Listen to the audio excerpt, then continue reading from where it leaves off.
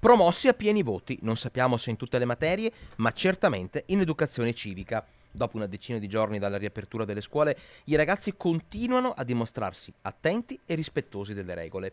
Mascherina fin sopra il naso, nessun assembramento alla fine delle lezioni, ma soprattutto, come ci racconta una steward in supporto al servizio di trasporto pubblico, anche sugli autobus non si sono registrati episodi di incurie rispetto alle norme anticontagio.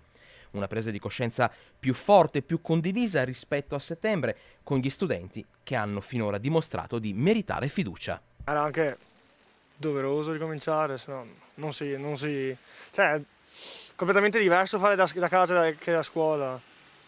Cioè, ci vuole molto più impegno e anche fatica. Sono contento anche di portare la mascherina anche 6 ore al giorno, ma venire a scuola.